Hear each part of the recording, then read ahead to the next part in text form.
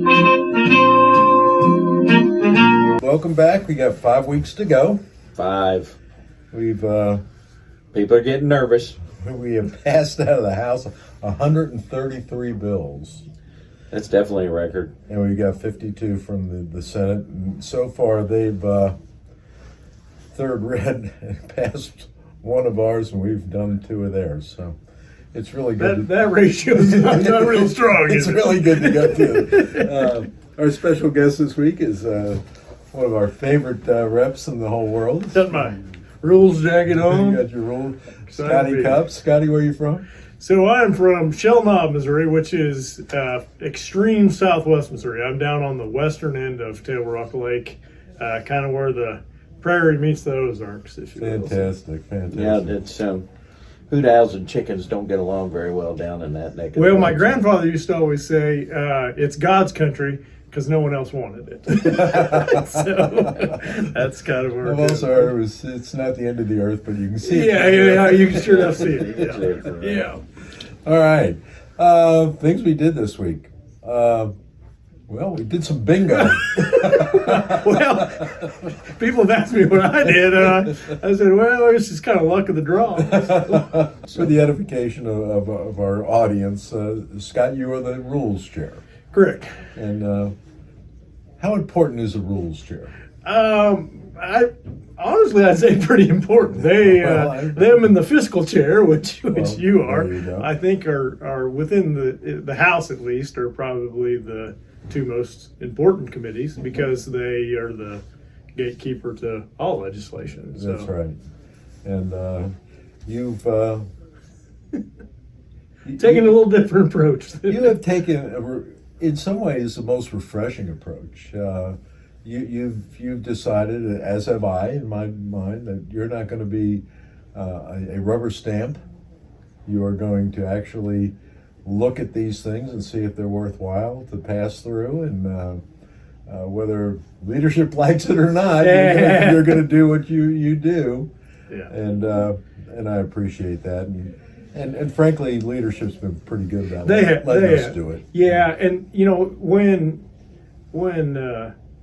Speaker Patterson appointed me to be rules chair, you know, I've caught in a lot of, I guess, rhetoric on both sides of last week, but the one thing that I've been pretty open about is when Speaker Patterson appointed me to be the rules chair. I said from the get-go, like, hey, I'm not the type of guy, I don't have the personality where I'm going to go in there and pick my friends' stuff out and do their stuff, and then where I've got my own little agenda and I'm going to go to everybody else and say, hey, I've got my own agenda that you all may hate, but I'm not going to do your stuff unless you get on board with helping me advance Right. this particular agenda. That's not who I am. That's not my personality. And so that's kind of what led to last But week. that's been our complaint for years, right? It's because of the exact Yes. situation you're Yes. talking about Yeah. occurred on a regular basis and for no rhyme or reason for Yes. it. So and on the speaker, he knew what he was buying. He did. He test drove this car more than once. So And the first thing I said to you're both on my committee, is it's your vote. Yeah. You are not going to vote because I vote one way. You're going to vote because you think it's the right thing to do Yeah, for the and people of Missouri. And I've always stood up for that. And no, I've got to say that that's 100% the truth. Chairman Murphy, when I found out that I was on fiscal, that's the first thing he told me. It was like, hey, you're on the committee and it's your vote, and which was to me probably the most refreshing thing that I have experienced in this building in my entire tenure. So I'm now rules chair, but I've been on a rules committee. This is my 5th year being on a rules committee, and not to have anything against former rules chairmen, because most of them I do call friends, but never once was I, as a committee member, I was basically just told, like, sit down, shut up, vote how I vote, right. and if you don't, then you risk getting pulled off and having somebody else get pulled off. Yeah, and a good example of that is this week we had the gray machines as an issue in a bill. yes, And a lot of discussion on that. a lot of discussion on it.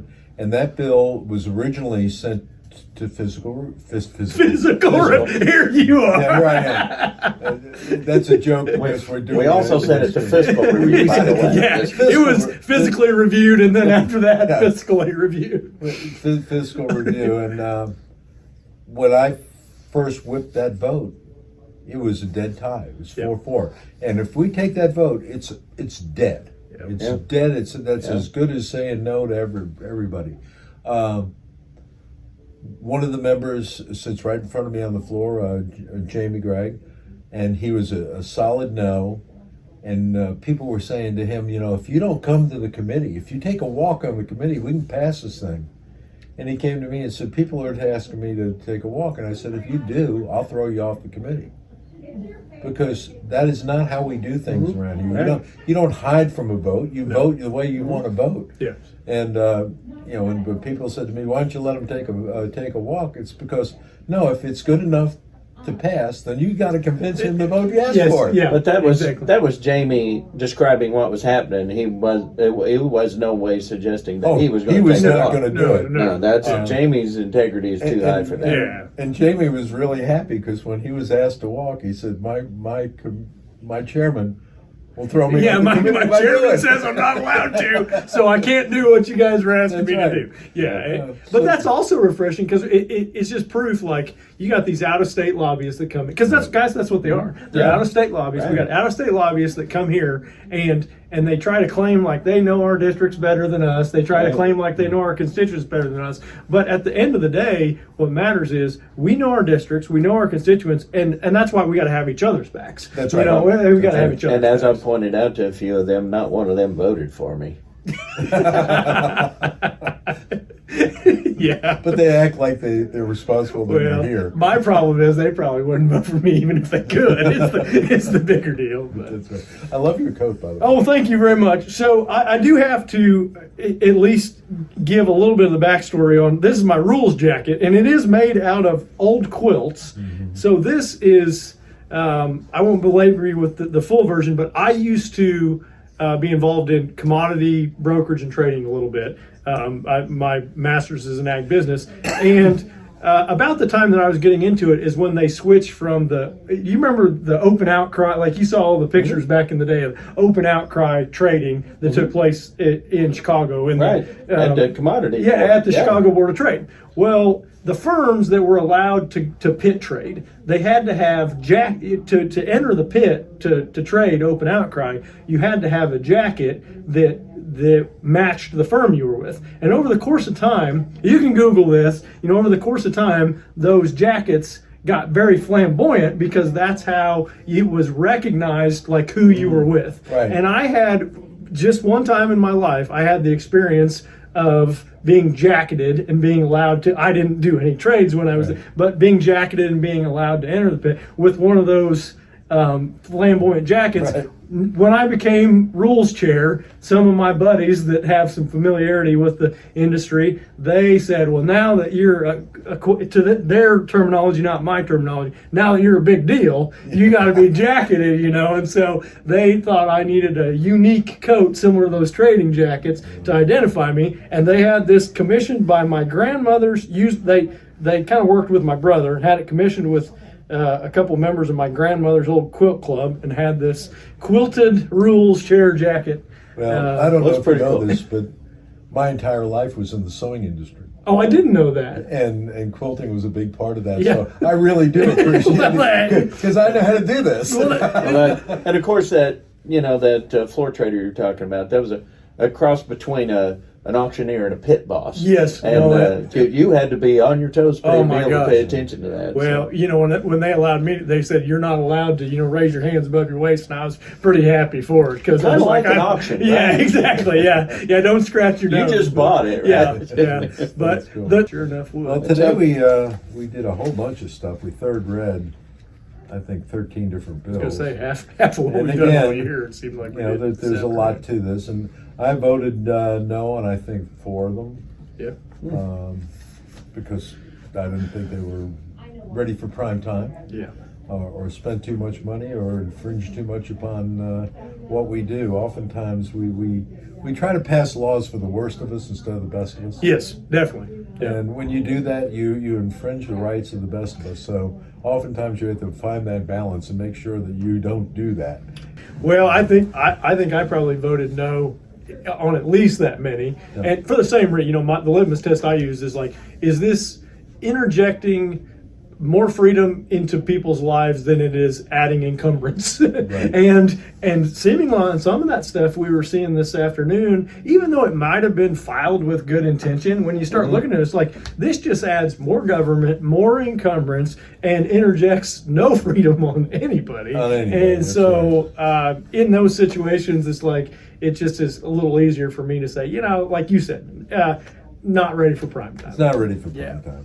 Well, and how many times do we ask ourselves as legislators, within our body, you got 163 of us, out of 6.2 million people, and how many times after conversations with our constituents do we ask ourselves, how did it ever get this way? Right. And then seemingly when we're doing stuff, you start looking at it and you start thinking about it and be like, is this something that in 50 years there's going to be somebody sitting in our same seats that are going to be like, how in the heck, what started the ball rolling to, how did Scott, it get this way? to your point, what invariably happens after that is somebody says, well, they are to pass a law. Oh, yeah. And that's just like And that's putting a how red cape in front of us. It's like, well, sure, that sounds like a good that's idea. what we do. We're going to go file a bill, right? Part of the dynamics of this place is we've probably got about 55 freshmen in here, and they'll come in and they won't totally understand the bill, but they'll watch how the vote goes and they'll say, all these people are voting yes, so I will vote yes too, even though they don't know the difference. Now, by the time they get like we are, upperclassmen, we don't worry about what everybody else Yeah, well, does. that's the other problem is And that's what term limits did to Yeah. us. It gets too many of those, friendly votes instead of votes. But on the we bill have itself. what those bills, and not so much these today, but many of these bills, the three of us have heard 6 times, right? And that's most of those bills that pass because of friendly votes. That we just never get them across the line. But it looked like a great thing when we went on the first vote. Right. But then everybody started looking at it and go, "We're not going to get this." Well, done. I find it ironic, just today, because we third read a slug of bills, Yeah, right? we did. And so you look at my phone, and I'm not trying to make any enemies by just being honest here this afternoon, but you look at my phone, and pretty well all the requests to vote yes are from lobbyists. Oh, yeah. Like, hey, I need you to vote yes. Hey, could sure use your support, but not really coming from. Well, that's one of the things I've dealt with in my rules committee is, I have members that are coming to me and they say, I got to get a hearing on this bill, and I'm like, I tell you what, tell me it. Like, what is the reason you filed this bill? And then they start telling me every time they start telling me what's in the bill. And I didn't say no. I didn't ask what's in it. Like, I have it in front of me. I know what's in it. I asked, what was your rationale? Why did you file the bill? And then usually you can tell real fast if it's something that is actually sincere, or most of the time it turns to, well, so-and-so brought it to me. Right. And that was the point I was going to make. And then they tell you who wanted you to file the bill. Yeah. And invariably, it's not somebody from their district. No. We've all been chairman. When a representative gets up on a bill and says, "This is what the bill does," and I'll answer your question, but there are people behind me that'll tell you a lot more about it. Yes. Yeah, yes. right. The minute they say that, I say, "No, it's your bill. You tell me." Yes. Yeah. Yeah. Like Scotty said, it's like, why'd you file the bill? Why? Right? What's the reason? Not what junk's in here, but what's the actual reason? Yeah. Oh, it's because I've got bills on the wall, and all the ones up there, Yeah. I'm proud of because I wrote them. Yep. Exactly. I wrote them from day one. There was an issue that needed to be addressed, and I went down and had it drafted. Yep. Now that doesn't do anything for fundraising because now there's no lobbyists behind them that's saying, "Hey, you did a great job for me. I'll support your campaign." But that's okay. They're the ones I'm proud of because I did something good for for Missouri's the better off for the ones that are hanging on the wall. Absolutely. The lobbyist bank account isn't better off. If I do a bill for a lobbyist, it never goes on the wall. Yeah. But, what happened to budget? I know you did a couple of. So Scott and I both are on budget, and Really? so we did 18, 19, and 20, and so 20 is the ARPA money. I'll let Scotty talk about that a little bit. 19 is our capital improvements, and so and those are the ones with the money in them. How much money? I don't remember the exact numbers. Scott, do you remember the exact numbers on those? It's It's a big pile. yeah. But Everything we do. almost as big a pile as the ARPA money, which there wasn't much changing on it because a lot of that money was already committed through prior years.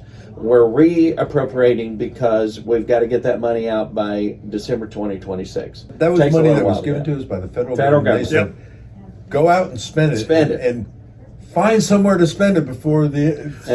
They literally told us, like, you have to spend this, or we're going to take it back. And if you don't find a good place to spend it on something else. Well, and by God, we did. Good. And I will say, the one little thing, because he's exactly right. So most of that House Bill 20, in the past we didn't have a House Bill 20. You know, House Bill 20 is the ARPA money, but in the past we had a separate committee that was just in charge of like trying to figure out what that House Bill 20 creature was going to look like. Yeah. And now, because most all of it, I'm not saying 100%, but it's almost there, is reappropriation type stuff. Right. It's already stuff that has been allocated, appropriated, and some of it has to be tweaked, but to steal not to steal Representative Chappell's thunder, but you know, him and I were looking through some of it earlier, and we kept finding this stuff like all this like COVID, like actual like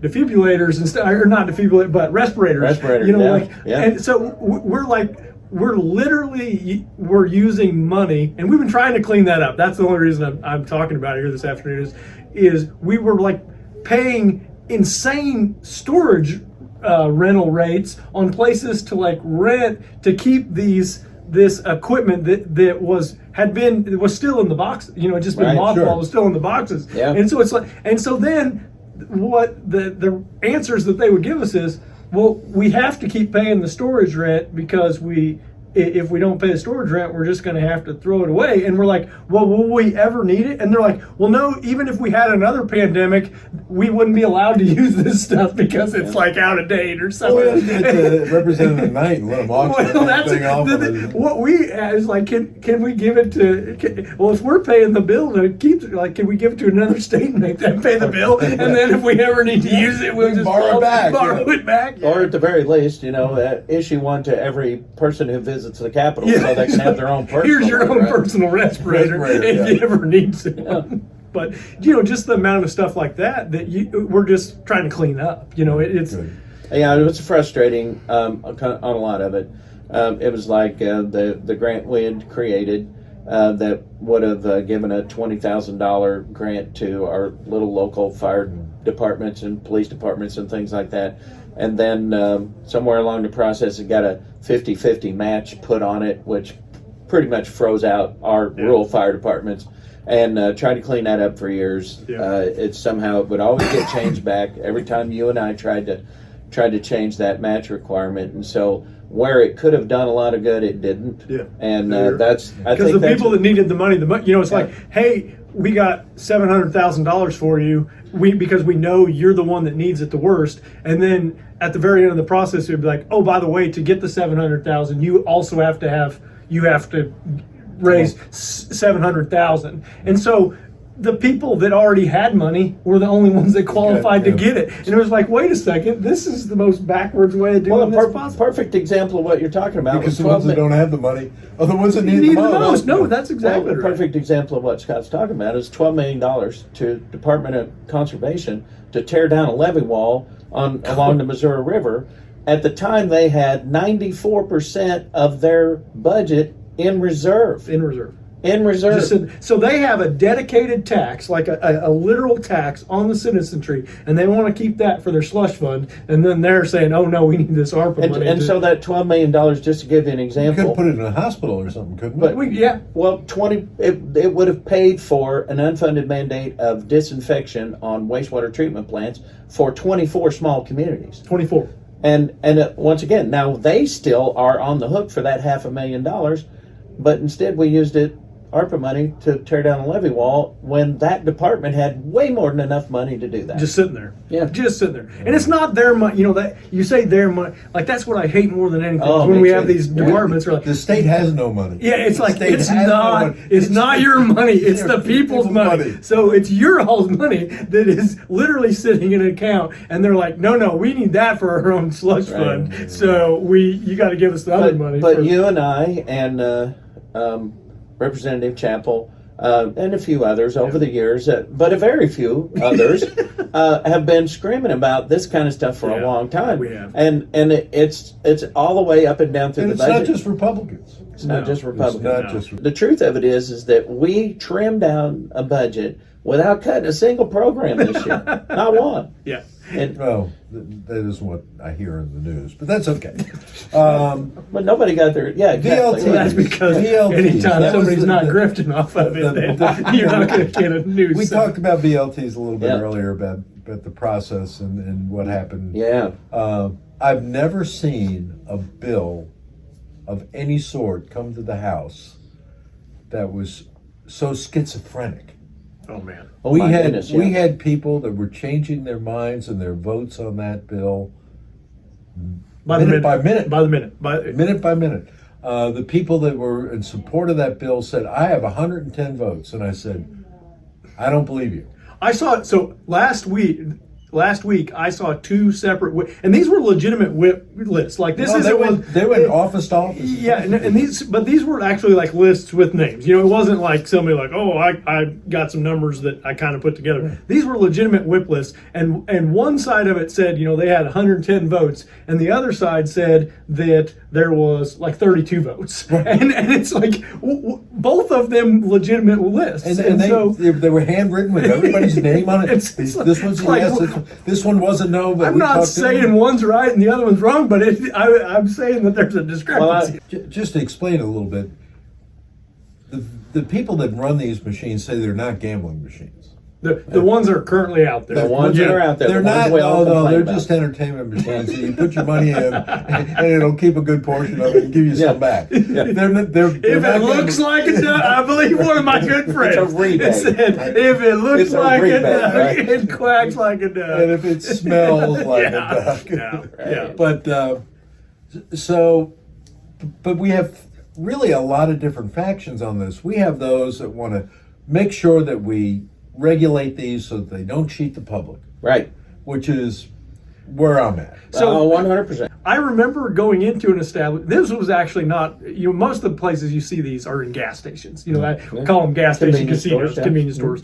Well, this was actually like a restaurant, bar and grill type place, and it did have its own like little alcove room, Right. and it wasn't just these machines. They also had like the skee ball and some of the other stuff, entertainment type stuff. But back there was quite a few of these machines. I noticed there was a sign, and I don't know if the proprietor had hung it up or I don't know, but up there was a sign that said that, because they did have one of the payout kiosks. Right. It said any prize over $10,000 can't be paid out, you know, here, which would make one think like, oh, I could win more than $10,000. Well, after conversations with the proprietor, and I did bluff him a little bit and say, you know, I'm with the state, which is not a lie. I didn't. Not completely. He told me that the highest that those machines, like the highest that the algorithm was set in those machines that they could ever pay out ever in history was $250. There you go. And so these deceptive tactics, you know, it's like, hey, the machine could never ever pay out more than $250, but let's hang up a sign that says any payout over $10,000, you have to go, you know, somewhere else to cash it. Right. And so one of the original reasons that we started this conversation is like, we got to do something to keep the deception out of this. So there's a group that wants to make sure that that doesn't happen. Yeah. There's a group that just wants to get rid of them, period, because they don't want gambling in the state of Missouri. Right. And I respect all of those people.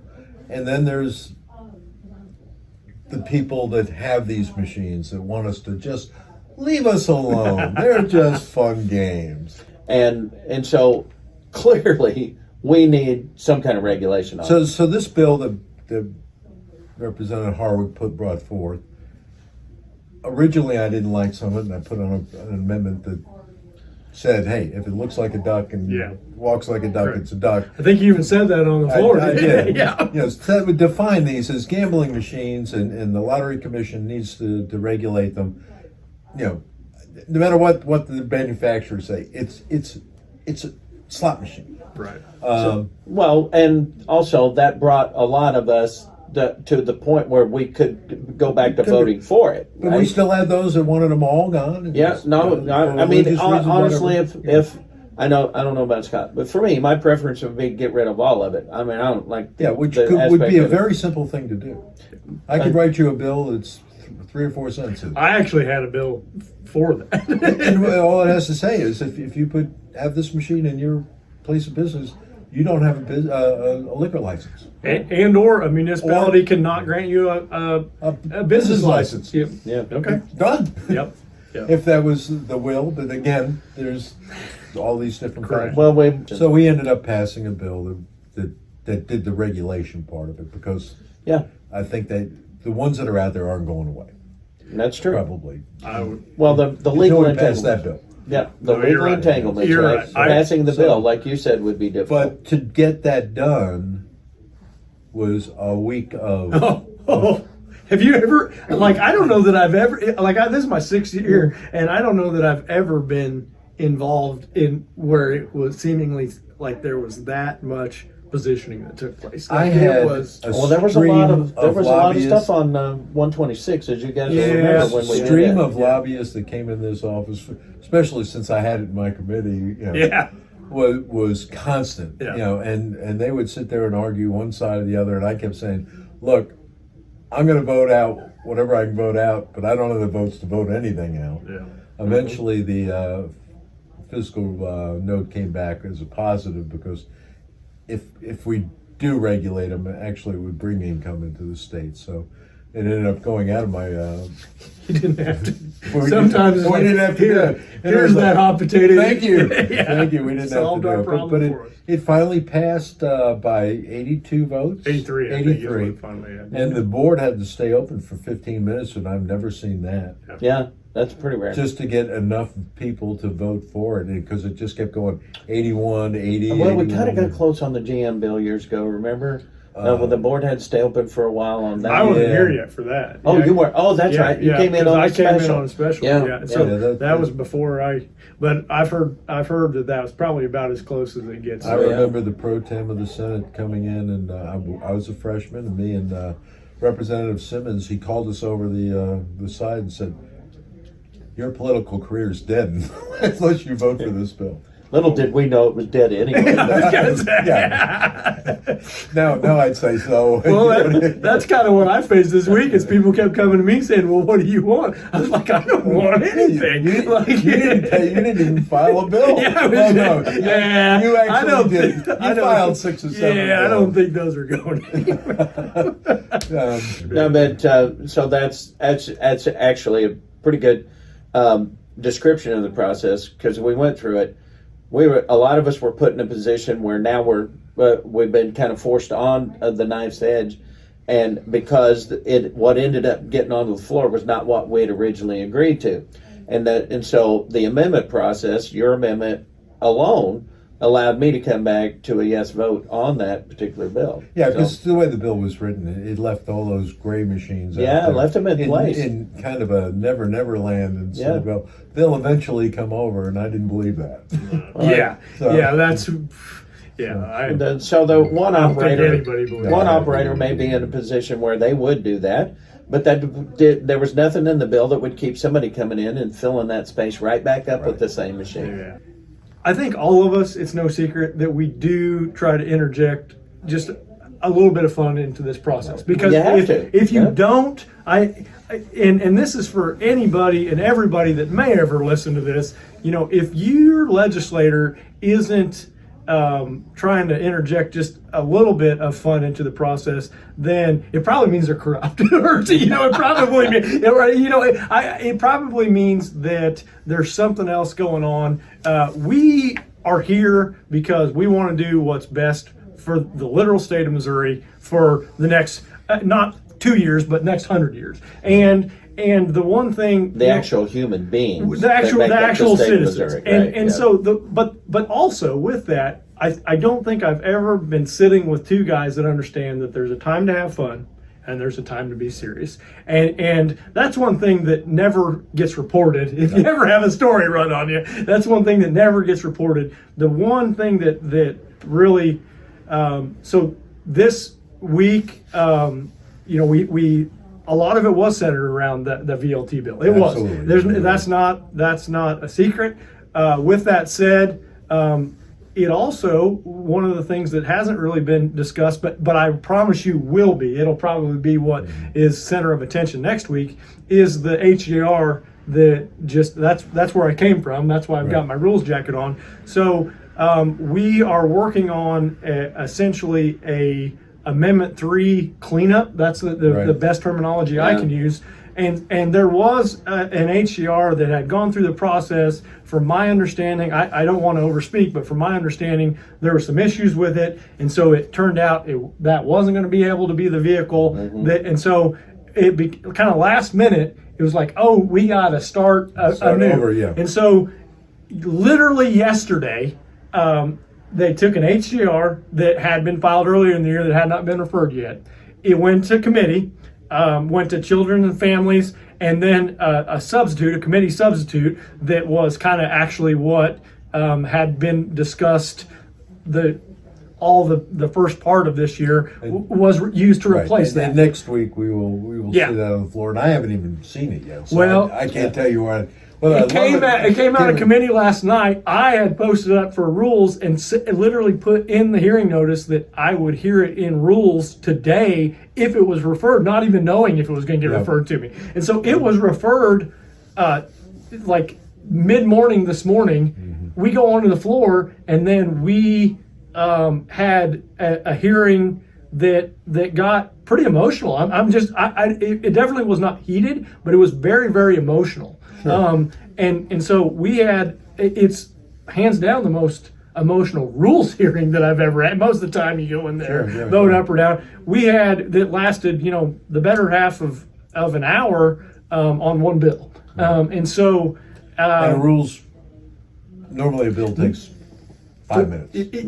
And to take the vote takes 45 seconds, And so that's what we just got done. So that's something that next week is probably going to be the center of it. And I'm assuming that's the reason I brought it up is I'm assuming that next week, one, is going to be centered around that, and two, that it is going to be emotional. Absolutely. And so it's good. We're going to go from this kind of VLT dynamic. And these are all very difficult votes. Yeah, incredibly difficult, but the dynamic is so much different. It's like you're going to two separate jobs when you the fun part of session. It is. Well, this is like we had said earlier. This is where people are getting nervous, anxious, and irritable, and the irritables include all of us in that. Yeah. And now just to explain that. We're now in the transitioning period where we're not looking at House bills anymore. No. We're going to be looking at what the Senate's done, and they're going to be looking at what we did, and then they're going to add or subtract from it, and they're going to send it back, and we're going to do the same to them. Right. And then we'll get into conference sessions where there's going to be a lot of absolutely. But, conference committees. I Where think all we're the bad about out stuff of time, happens. guys, but this was a great discussion. Yeah, we want to have you. Oh, back definitely. for I something, definitely want to come back. Yeah, because these are the types of discussions that I think the public needs to see. That this is how we work. It is, and I conclude by saying, if there's anything that I enjoy things like this, it's being able to message like, hey, we are human. We're real. No matter what you might read or get the mailer. We're humans, and we're in it for the folks that sent us here. We really are. And if there's something you got going on, or you hear something from somebody else, shoot, call us and talk to us about it, because we don't have some agenda. We're not corrupt. We aren't. No, we don't come here. We come here rich and leave. Yeah, I was going to say it's and so we're trying to do what we genuinely know is going to be what needs to happen for the state, and it gets sideways sometimes. It does. But that's our objective. And I want to say something to you, Scott, because we've heard a lot of Scott's out of control, Scott's this and that. The speaker talked to me and said, well, what do you think we should do with Scotty? And I said, Scotty is an asset because of what Scotty is. He's him. Really appreciate that. I like the fact that people don't know what Scotty's going to do because Scotty's going to do what's right by. Yeah. And they don't know what the status quo is anymore. And that's good because the status quo used to be, hey, well, I'll just go to them and tell them, this is what needs to be done and it'll happen. Yeah. The unpredictability about this place makes better law. It does. And, Well, I appreciate that. And I Thank do you. have That to means- make a comment that you and I have both done the same sort, been accused of the same sort of have. things. We have. But Well, Modi with- loves you. well, with you and me, there was while it might have been humorous, there was a point to it, and we were trying to draw attention to something that we felt on its face was silly. Yeah. And the way to respond to that was To be to a little silly. a little silly right back at it, Yeah. right? So And that I couldn't sum it up better myself. And so, And by the way, I love your gavel. thank you so much. That's Liberato. That's the gavel of freedom. And you guys are going to have me back on so I can tell you a little bit of the history. yeah, about no, that. absolutely. So, We're already scheduling the date. We're probably over time, but I think this is worth the full watch. And thanks for coming, and we'll be back next week. thanks, See you guys. next